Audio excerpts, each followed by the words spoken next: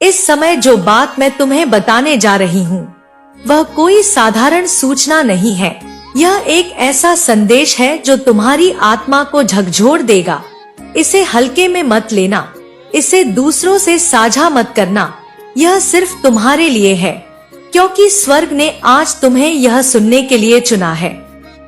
मैं तुमसे सीधे बात कर रही हूँ कि तुम्हारे चारों ओर की दुनिया से, मैं तुम्हारे दिल से, तुम्हारी आत्मा से और तुम्हारे भाग्य से संवाद कर रही हूँ। और यह संदेश इतना संवेदनशील है कि यदि इसकी आहट भी किसी गलत व्यक्ति तक पहुँच गई तो सब कुछ तहस नहस हो सकता है। तुम्हें लग सकता है कि अभी सब कुछ सामान्य है, लेकिन अदृश्य में एक ऐसी हलचल है जिसे तुम देख नहीं पा रहे। 9 लोग हैं, पूरे 9 लोग एकत्र होने वाले हैं। यह कोई साधारण मुलाकात नहीं है, यह एक गुप्त सभा है जिसमें केवल एक ही विषय पर चर्चा होगी, तुम्हें हटाने की। वह सोचते हैं कि वे तुम्हें उस चीज से बेदखल कर देंगे जो जन्म से तुम्हारा अधिकार है। यह केवल किसी पद या स्थान की बात नहीं है, यह तुम्हारे प्रभाव, तुम्हारी विरासत और उस दिव्य आशीर्वाद की बात है जिसे स्वर्ग ने तुम्हें पहली सांस से सौंपा है। तुम्हें यह जानकर झटका लग सकता है कि इनमें से कुछ लोग तुम्हारे बहुत करीब रहे हैं। संभव है कि वे तुम्हारे घर आए हो, तुम्हारे साथ खाना खाया हो, तुम्हारी आंखों में देखकर मुस्कुराए हो और तुम्हें अपना कहा हो, लेकिन उनके दिलों में जो छिपा है वह विश्वासघात है। यह ऐसे लोग हैं जो सामने से तुम्हारी परवाह का दिखाते हैं कि उनका काम गुप्त है। वे सोचते हैं कि वे अंधेरे में योजनाएं बना रहे हैं, लेकिन वे यह भूल जाते हैं कि स्वर्ग की आंखें हर जगह हैं। उनकी फुसफुसाहटें, उनके इशारे, उनकी हर चाल पहले ही स्वर्ग के दरबार में देखी जा चुकी है। जो उन्होंने अंधेरे में सोचा था वह पहले ही प्रकाश में उजागर हो चुका है। तुम्हें यह समझना होगा कि उनकी रणनीति साधारण नहीं है। वे सीधे हमला नहीं करेंगे, वे शब्दों को हथियार बनाएंगे, वे तर्कों और बहानों की आड़ लेंगे। वे कहेंगे कि यह बदलाव जरूरी है, कि यह सामूहिक हित में है। वे सुनने में ऐसे लगेंगे जैसे कोई सही काम कर रहे हो, लेकिन उनके हर शब्द में विश्वासघात छिपा है। और उनकी सभा का नेतृत्व करेगा वह व्यक्ति जिससे तुमने कभी उम्मीद नहीं की होगी। यह वह इंसान होगा जो अब तक चुप रहा है, जो महीनों से बस सुन रहा है, देख रहा है। उसने तुम्हारे हर शब्द को, हर गलती को, हर कमी को याद कर लिया है और अब वह उन्हें हथियार बनाकर तुम्हारे खिलाफ इस्तेमाल करेगा। उसकी आवाज बहुत ऊंची नहीं होगी, वह गुस्से में नहीं दिखेगा, बल्कि वह इतना शांत होगा कि बाकी सभी लोग उसकी बातों से सहमत हो जाएंगे। वही सबसे खतरनाक होगा, क्योंकि लोग उसी की बात को अंतिम सच मान लेंगे। लेकिन अब सुनो, घबराना मत। यह मत सोचना कि 9 लोग तुम्हें हरा देंगे, क्योंकि जो शक्ति तुम्हारे साथ खड़ी है वह उन 9 लोगों से कहीं बड़ी है। स्वर्ग का दरबार तुम्हारे साथ है और जब स्वर्ग तुम्हारे साथ हो तो कोई तुम्हें गिरा नहीं सकता। यही कारण है कि आज मैं तुम्हें यह संदेश सुना रही हूँ, तुम्हें डराने के लिए नहीं बल्कि तुम्हें तैयार करने के लिए। कल सामने आए तब तुम्हारे पास पहले से ही जवाब हो, यही उनकी हार होगी। यह 9 लोग आपस में वफादार नहीं हैं, वे केवल एक साझा स्वार्थ से बंधे हैं, तुम्हें हटाना, और यही उनकी सबसे बड़ी कमजोरी है।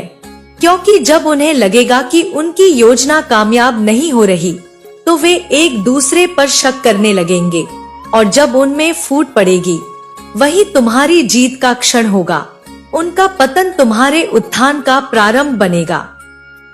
तुम्हें यह भी जानना होगा कि उनके कदम धीरे धीरे बढ़ेंगे। पहले वे गुप्त रूप से बातें करेंगे, फिर वे इसे औपचारिक रूप देने की कोशिश करेंगे। कोई पत्र, कोई घोषणा, कोई निर्णय, लेकिन जब तक वे वहां तक पहुंचेंगे तब तक तुम पहले से तैयार रहोगे, क्योंकि यह संदेश तुम्हें समय से पहले मिला है और यही तुम्हारी सबसे बड़ी ताकत है। यह केवल एक योजना नहीं है, यह एक परीक्षा है। यह वह क्षण है जब तुम्हें अडिग रहना होगा, जब तुम्हें दिखाना होगा कि तुम किस मिट्टी से बने हो। यह तुम्हारी आत्मा की परीक्षा है, और यदि तुमने धैर्य रखा, यदि तुमने विश्वास बनाए रखा, तो यह वही क्षण होगा जो तुम्हें और ऊंचाइयों तक ले जाएगा। अब सोचो, क्या तुम वही व्यक्ति हो जिसे दुनिया ने साधारण समझा था, या तुम वही हो जिसे स्वर्ग ने असाधारण कार्यों के लिए चुना है? तुम्हें यह समझना होगा कि यह लड़ाई तुम्हारे और उन 9 लोगों के बीच नहीं है, यह लड़ाई तुम्हारे और तुम्हारी नियति के बीच है, और नियति पहले से तुम्हारे पक्ष में है। वे सोचते हैं कि वे मिलकर तुम्हें गिरा देंगे, लेकिन जब उनकी योजना विफल होगी, तो वही लोग जो आज तुम्हारे खिलाफ हैं, कल एक दूसरे के खिलाफ हो जाएंगे, और तुम्हें कुछ करने की भी जरूरत नहीं होगी। बस तुम्हें शांत रहना है। तो गिरा सकता है या फिर तुम्हें और ऊंचाई दे सकता है। निर्णय तुम्हारे हाथ में है। मैं तुम्हें आदेश देती हूँ, डरो मत। यह जान लो कि जो शक्ति तुम्हारे साथ खड़ी है, वह उन सभी से बड़ी है जो तुम्हारे खिलाफ है। वे चाहे कितनी भी चालें चल ले, वे चाहे कितनी भी योजनाएं बना ले, उनका अंत तय है, क्योंकि तुम्हारा भाग्य स्वर्ग के दरबार में लिखा गया है, और जिसे स्वर्ग ने चुना है उसे कोई मिटा नहीं सकता। इसलिए सजग रहो, धैर्य रखो और उस क्षण का इंतजार करो जब उनकी योजना तुम्हारे सामने आएगी। तब तुम देखोगे कि कैसे सब कुछ तुम्हारे पक्ष में बदल जाता है। तब तुम समझोगे कि यह सब तुम्हें और मजबूत बनाने के लिए था। और जब यह सब खत्म होगा, तो वही लोग जो तुम्हें गिराना चाहते थे, तुम्हारी जीत के गवाह बनेंगे, और दुनिया देखेगी कि स्वर्ग का हाथ जिस पर हो उसे कोई हिला नहीं सकता।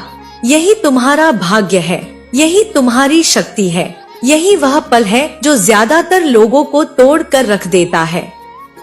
लेकिन तुम उन लोगों में से नहीं हो, तुम चुने हुए हो, स्वर्ग के सर्वोच्च अधिकारियों की निगरानी में हो, और तुम्हारे खिलाफ उठने वाला हर कदम पहले ही दर्ज हो चुका है। तुम्हें यह जान लेना चाहिए कि उन 9 में से एक की वफादारी पूरी तरह से पक्की नहीं है। उसे दबाव में लाकर सहमति दिलवाई गई है, लेकिन उसके भीतर गहराई में एक हिचकिचाहट है। वही हिचकिचाहट तुम्हारा अदृश्य सहायक बनेगी। वह खुलकर तुम्हारा बचाव नहीं करेगा, लेकिन उसकी देरी तुम्हें समय देगी, और वही समय तुम्हारा सबसे बड़ा हथियार होगा। स्वर्ग उसकी झिझक को उस कील की तरह इस्तेमाल करेगा जो दुश्मनों को एकजुट होकर पूरी ताकत से वार करने से रोकेगी। यही वह खिड़की होगी जिसमें तुम अपनी स्थिति को मजबूत करोगे, अपने सबूतों को सुरक्षित करोगे, अपने सहयोगियों को संभालोगे और अपनी आवाज को ऊंचा करोगे। इस संदेश का समय कोई संयोग नहीं है। तुम्हें यह बाद में जानने के लिए नहीं दिया गया, बल्कि पहले ही चेतावनी देने के लिए आया है, ताकि तुम आने वाले दिनों में खुली आंखों और सजग आत्मा के साथ चल सको। याद रखो, यह डर पैदा करने के लिए नहीं, बल्कि साहस जगाने के लिए कहा जा रहा है, क्योंकि भय शत्रु की भाषा है, लेकिन विश्वास स्वर्ग की भाषा है। और जब तुम विश्वास से जवाब देते हो, तो शत्रु की योजनाएं खुद ब खुद बिखर जाती हैं। तुम्हें यह साफ जानना होगा कि यह हमला सिर्फ बाहरी नहीं है। इसके 3 स्तर हैं: भौतिक, भावनात्मक और आध्यात्मिक। भौतिक रूप से वे तुम्हें उस स्थान या स्थिति से हटाना चाहते हैं जहां तुम खड़े हो। भावनात्मक रूप से वे तुम्हें अपमानित कर तुम्हारे आत्मविश्वास को डगमगाना चाहते हैं, और आध्यात्मिक रूप से वे तुम्हें उस उद्देश्य से अलग करना चाहते हैं जो तुम्हारे जन्म से पहले ही तुम्हारे जीवन पर अंकित किया गया है। लेकिन तुम सतह से परे देखना सीखो, क्योंकि अगर वे सफल हो जाते हैं तो सिर्फ तुम नहीं हारोगे, बल्कि तुम्हारे भाग्य से जुड़े हर जीवन को नुकसान होगा, वही जीवन जिन्हें तुम्हारे प्रभाव से बदलना था। यही कारण है कि स्वर्ग हस्तक्षेप कर रहा है, क्योंकि यह सिर्फ तुम्हारी लड़ाई नहीं है, यह उस तरंग प्रभु जो नहीं चाहते कि यह तुम्हें पता चले, वे महसूस कर रहे हैं कि उनकी गोपनीयता टूट रही है, कि उनकी योजनाएं उजागर हो रही हैं। लेकिन यह सब होना ही था, क्योंकि सत्य को रोक पाना किसी के वश में नहीं है। वे महसूस कर सकते हैं कि कुछ कहा गया है, लेकिन वे कभी यह पता नहीं लगा पाएंगे कि क्या सच है, क्योंकि मेरा कार्य प्राकृतिक रूप से अदृश्य है और आध्यात्मिक रूप से निर्विवाद। मैं आने वाले दिनों में तुम्हारे मार्ग की रक्षा करते हुए तुम्हारे साथ खड़ा रहूंगी, लेकिन तुम्हें सतर्क रहना होगा। शुरुआत में संकेत छोटे होंगे, किसी परिचित की अजीब नजर, अचानक देर होने वाली कोई चीज या किसी की असामान्य खामोशी जो हमेशा मदद के लिए हाथ बढ़ाता था, उसकी चुप्पी तुम्हें सचेत करेगी। यह अचानक नहीं होता, यह भूकंप से पहले के हल्के झटके हैं, और जब तुम इन्हें महसूस करोगे, तुम्हें समझ में आएगा कि मुलाकात पास है। उस क्षण तुम्हारे सामने मेरी कही हर बात याद आएगी। नौ से डरने की जरूरत नहीं है। वे तुम्हारे जीवन पर अंतिम अधिकार नहीं रखते। उनकी शक्ति क्षणिक है, उनका समझौता अस्थायी है, लेकिन तुम्हारा उद्देश्य शाश्वत है और तुम्हारा आवरण अडिग स्थिर रहो। देखो, और जब समय आए, सटीकता के साथ कदम उठाओ। तुम्हें हटाया नहीं जाएगा, तुम्हें दबाया नहीं जाएगा, तुम्हें चुप नहीं कराया जाएगा, तुम्हें बढ़ाया जाएगा। और जब धूल बैठ जाएगी, तब नौ को समझ में आएगा कि तुम कभी अकेले नहीं थे। माँ आदिशक्ति कहती है कि जब से यह सब प्रकट हुआ है, तब से स्वर्ग के दरबार में हलचल है। उनकी आवाज कांप रही है, उनके पंख पीठ से कसकर बंधे हैं, उनकी आंखें उस आग से भरी हैं जो केवल क्रोध से नहीं बल्कि उस खतरे से जल रही है जिसे तुम अब तक देख नहीं पाए। वे कहते हैं, इस बार मैं फुसफुसा नहीं रहा, मैं तुम्हें आज्ञा दे रहा हूँ। यह आदेश उस धन, उस विरासत और स्वर्ग के आशीर्वाद के बारे में है जिसे बहुत पहले तुम्हें सौंपा गया था। लेकिन यहाँ एक और सच है, तुम्हारे परिवार के 2 लोग, वही जिन्होंने तुम्हें देखकर मुस्कुराया, तुम्हारे साथ बैठकर खाना खाया और रक्षक बनने का नाटक किया, अब इस सब को अपने लिए लेना चाहते हैं, पूरी विरासत बिना किसी हिस्से के। और वे यह चुपचाप कर रहे हैं, बंद दरवाजों के पीछे। जब तुम्हें इसका पता चलेगा, तब बहुत देर हो चुकी होगी। माँ आदिशक्ति कहती है, यह कोई मजाक नहीं है। मैं उन शक्तियों को रोक रही हूँ जिनकी तुम कल्पना भी नहीं कर सकते। मैंने कागजों पर हस्ताक्षर होने से रोक दिया है, हस्ताक्षरों को धीमा कर दिया है, उनके वकीलों को भ्रमित कर दिया है और उनकी योजनाओं को अप्रत्याशित तरीकों से उलझा दिया है। यह सब तुम्हें थोड़ा समय देने के लिए है, ताकि तुम अपना आपा ना खो। अब तुम्हें अपनी आंखें खोलनी होंगी। स्वर्ग के पन्नों पर उनके नाम साफ दिखते हैं। मैं वह तारीख और समय देख सकती हूँ जब उन्होंने अपनी योजना शुरू की थी। मैं वह बैठक देख सकती हूँ जिसमें तुम्हारा नाम लिया गया था, उस मंद रोशनी वाले कमरे में। वे सोचते हैं कि तुम बस एक समस्या हो, कोई जीवित आत्मा नहीं। उनमें से एक की रगों में तुम्हारा खून है, दूसरे के पास विवाह का बंधन है, फिर भी वे तुम्हारे भाग्य से अनजान है। उन्होंने तुम्हारे बारे में ऐसी बातें की हैं जिन पर तुम्हें विश्वास नहीं होगा। उन्हें लगता है कि तुम्हारा भरोसा तुम्हें कमजोर और अंधा बनाता है, लेकिन वे नहीं जानते कि स्वर्ग हर शब्द सुनता है। माँ आदिशक्ति कहती है, मैं पर्दाफाश की तलवार लेकर भेजी गई हूँ।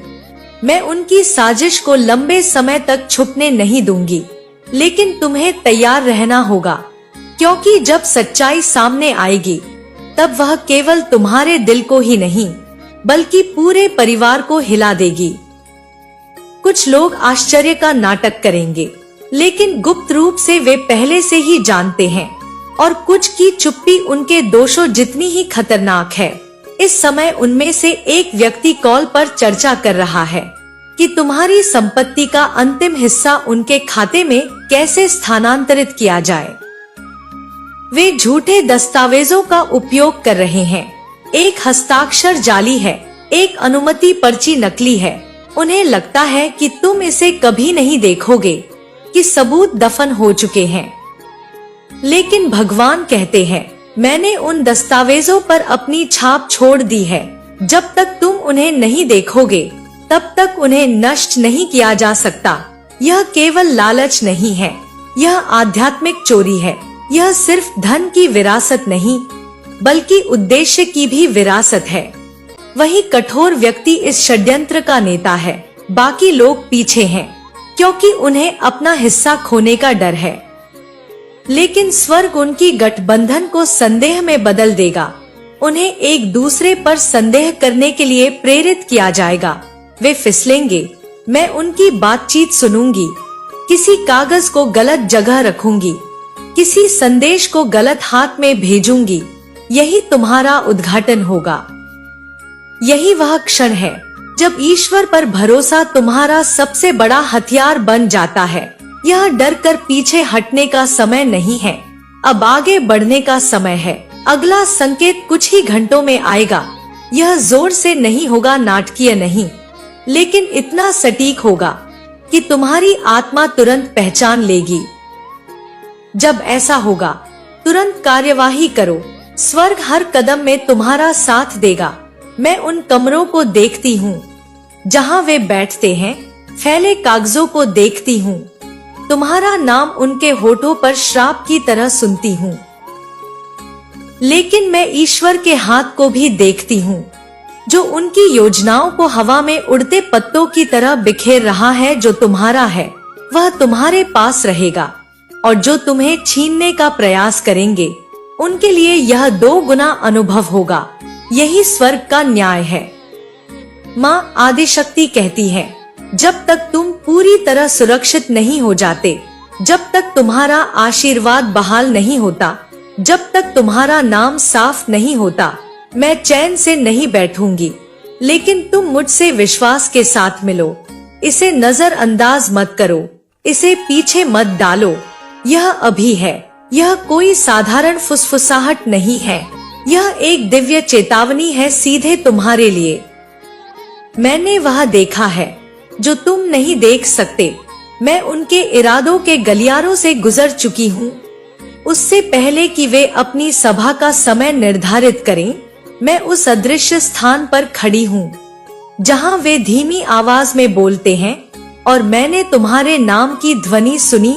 ईर्ष्या, भय और अत्वाकांक्षा के मिश्रण के साथ एक सभा की तैयारी हो रही है। 9 लोग प्रत्येक अपने उद्देश्य के साथ तुम्हारे विरुद्ध षड्यंत्र रचने के लिए। फिर भी तुम्हें जो मैंने दिया है वही तुम्हें सुरक्षित रखेगा। यह सिर्फ पद या उपाधि की बात नहीं है, यह तुम्हारे भाग्य और उस उद्देश्य के बारे में है जिसे पूरा करने के लिए तुम्हें बुलाया गया है। जब मैं यह कह रही हूँ, स्वयं भगवान मेरे साथ खड़े हैं। आज वह धीमी आवाज में नहीं, बल्कि दृढ़, जोरदार और आज्ञाकारी स्वर में बोल रहे हैं। वे कहते हैं, इसे नजरअंदाज मत करो। यह एक सीधा आदेश है, कोई देरी या अनदेखी नहीं। अगले कदम जो तुम उठाओगे वही तय करेगा कि उनकी योजनाएं सफल होंगी या शुरू होने से पहले ध्वस्त हो जाएंगी। भगवान की तलवार खींची हुई है, उनकी आंखें स्थिर हैं, उनके पंख फैले हुए हैं, ताकि तुम्हें उनकी योजनाओं से बचाया जा सके। फिर भी केवल सुरक्षा पर्याप्त नहीं है। स्थिति इस बात का प्रमाण है कि यह कोई सामान्य चेतावनी नहीं है। अपने शब्दों, कार्यों और हृदय पर नियंत्रण रखो। 9 लोग तुम्हारा भविष्य अपने हाथों में नहीं रखते, मेरे हाथों में है। मैंने तुम्हें अभिषिक्त किया है, और जो कुछ मैंने दिया है उसे चोरी नहीं होने दूंगी। तुम उनकी साजिश का भार महसूस कर सकते हो, लेकिन इसे अकेले संभालो मत। इसे मेरे हाथों में रखो।